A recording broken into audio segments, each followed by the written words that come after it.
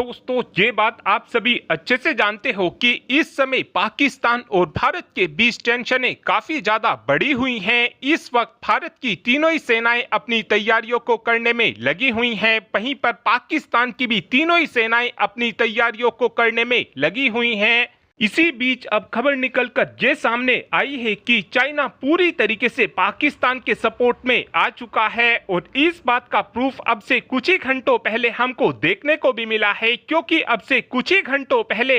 China की तरफ से पाकिस्तान की वायुसेना के लिए PL-15E मिसाइल के बैच की डिलीवरी की गई है। साथ में इस वक्त ये भी बताया जा रहा है कि अगर भारत और पाकिस्तान के बीच युद्ध होता है तो उस कंडीशन में चाइना समय से पहले ही J-35A फाइटर जेट की डिलीवरी पाकिस्तान की वायुसेना को करना शुरू कर देगा। आपको ये भी बता दें कि पाकिस्तान की वायुसेना को ऑलरेडी चाइना की तरफ से J-35A फाइटर जेट को उड़ाने की ट्रेनिंग दे दी गई है। इस समय चाइना के पास प्रोडक्शन को लेकर वो कैपेबिलिटी मौजूद है, जिसके चलते ये काफी आसानी से समय से पहले ही J-35 फाइटर जेट को बनाकर पाकिस्तान की वायुसेना को दे सकते हैं। पाकिस्तान की वायुसेना की तरफ से चाइना को 40 J-35A फाइटर जेट का ऑर्डर दिया जा चुका है। इन फाइटर जेट को लेकर अभी तक बताया यह जाता था कि चाइना की तरफ से इन फाइटर जेट की डिलीवरी पाकिस्तान की वायुसेना को 2026 के मिड से करनी शुरू कर दी जाएगी, लेकिन अब चाइना का कहना है कि अगर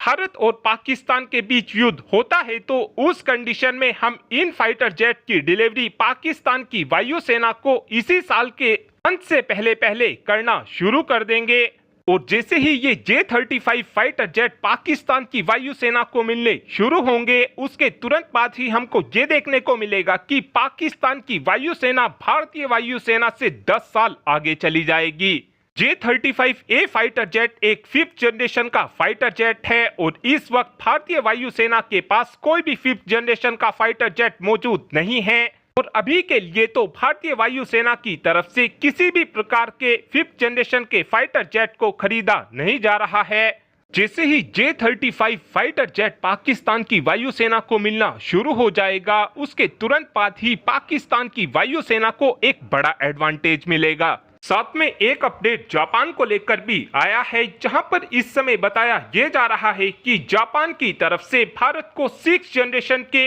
ग्लोबल कॉम्बैट एयर प्रोग्राम में शामिल होने के लिए बोला गया है। यूके और इटली की तरफ से पहले भी भारत को इस 6th जनरेशन के फाइटर जेट का हिस्सा बनाने के लिए बोला गया था, यानी अब तीनों ही देश भारत को इस ग्लोबल कॉम्बैट एयर प्रोग्राम का हिस्सा बनाने के लिए पूरी तरीके से तैयार हैं। 3 देश जब इस प्रोग्राम का हिस्सा बनेंगे तो उस कंडीशन में इस फाइटर जेट की कीमत भी काफी ज्यादा कम हो जाएगी, क्योंकि इस समय इस फाइटर जेट के डेवलपमेंट पर काम किया जा रहा है और इस फाइटर जेट की कीमत को कम करने के लिए इस समय ये तीनों ही देश भारत को भी इस ग्लोबल कॉम्बैट एयर प्रोग्राम का हिस्सा बनाना चाहते हैं। इस प्रोग्राम के तहत जो फाइटर जेट बनकर तैयार होगा उसकी रेंज 6500 किलोमीटर होने वाली है, यानी कि इस फाइटर जेट की मदद से हम काफी आसानी से चाइना के इंपोर्टेंट शहरों को भी काफी आसानी से टारगेट कर सकेंगे। और आपको बता दें कि ये फाइटर जेट 2035 तक बनकर पूरी तरीके से तैयार हो जाएगा और 2035 वही समय होगा जब हम हमारी वायुसेना में एमका फाइटर जेट को शामिल कर रहे होंगे, यानी कि अगर भारत इस प्रोग्राम का हिस्सा बनता है तो साल 2035 में भारत के पास 5वीं पीढ़ी के लड़ाकू विमान भी आ जाएंगे। साथ में 6ठी पीढ़ी के लड़ाकू विमान भी उस समय भारतीय वायुसेना के पास में होंगे। और अब आप ही कमेंट कर बता सकते हैं कि क्या भारत को ग्लोबल कॉम्बैट एयर प्रोग्राम का हिस्सा बनना चाहिए, हाँ या फिर ना। इस बात का आंसर आप कमेंट बॉक्स में दे सकते हैं। Thanks for watching this video. Have a good.